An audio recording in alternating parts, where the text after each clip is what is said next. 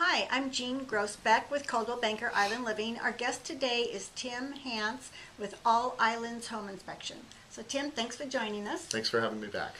Well, what I'd like to do is have you explain a little bit about Carpenter ants, because we often will see homes after the inspection come back with a bad report on a lot of damage that's been done, and homeowners think that these black ants that come and go when they go are actually not doing any damage. So maybe you could tell us a little bit about what kinds of things that a homeowner needs to watch out for to prevent them, and what they need to do if they see those black ants around. Perfect. Thank you for the question. I appreciate it. I see carpenter ants and what are considered wood-destroying organisms oftentimes during the course of a home inspection. And at the risk of sounding like the bug guy, which I'm not, although I'm a structural pest inspector licensed by the state in addition to a home inspector, conditions conducive to wood-destroying organisms, be they carpenter ants or beetles, generally revolve around moisture.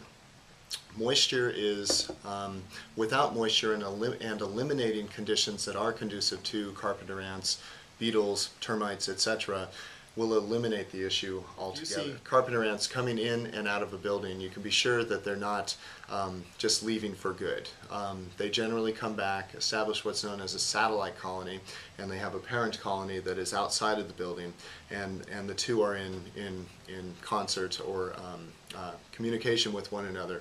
And left unchecked, it can lead to serious structural damage within your home. So, what do I recommend when I see this, and what do I recommend that you do to preclude the possibility of carpenter ant damage and other wood-destroying organism damage within your home?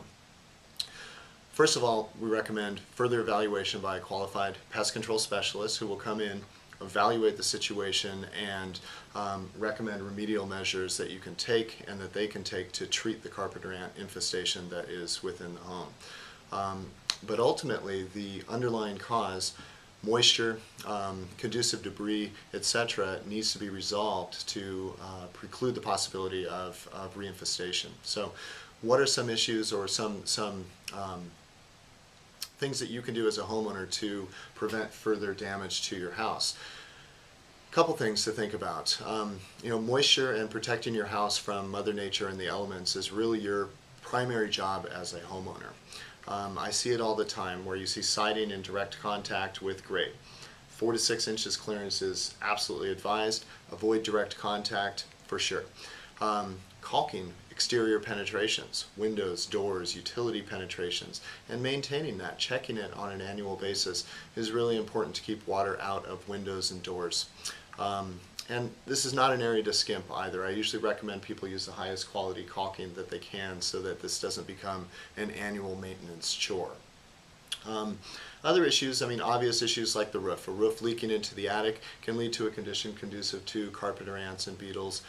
Wood-destroying organisms seek out elevated moisture, and without excessive or elevated moisture within the home, they have no reason to be there. In fact, they would just move on to the next house where they can find elevated moisture. So, peeking into your attic periodically to make sure that there aren't any obvious signs of water damage, excessive moisture, discoloration of your sheathing, that you don't have any of your vents that are blocked, and also looking into your crawl space, which is another big area where we see it, unfortunately, to make sure that you have a plastic vapor barrier continuously covering all of the bare ground within the crawl space, ensuring that your crawl space wall vents are open.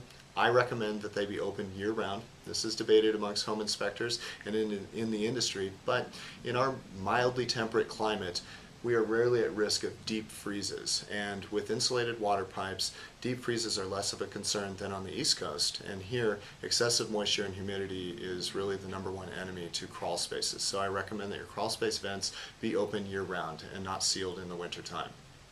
Properly dealing with excessive moisture and controlling water issues with respect to your home will help to ensure that wood-destroying organisms don't become a problem for you in your home.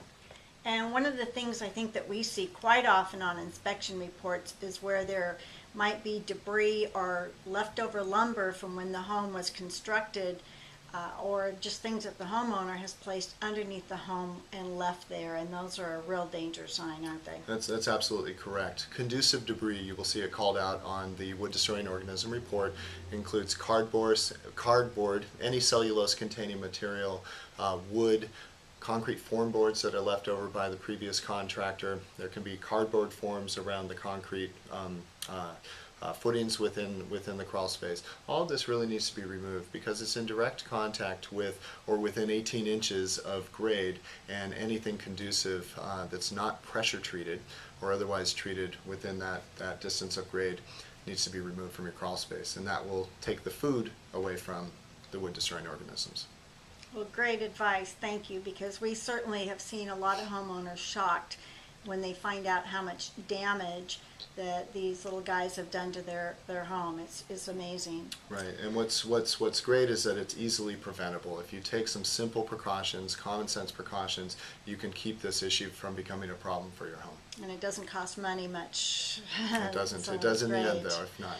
Right. Great. Well, thank you so much for coming. I'm Jean Grossbeck with Coldwell Banker Island Living. Our agents would love to help you through the home buying process. That's part of why we do these video blogs, so that we can help educate you. Our phone number is 293-4511, area code 360, and you can reach Tim if you have more questions at 298-1163, area code 360, or my website, allislandsinspections.com, and I'd be happy to perform an inspection for you. Thank you. Thanks for coming. Thanks, Shane. Appreciate it.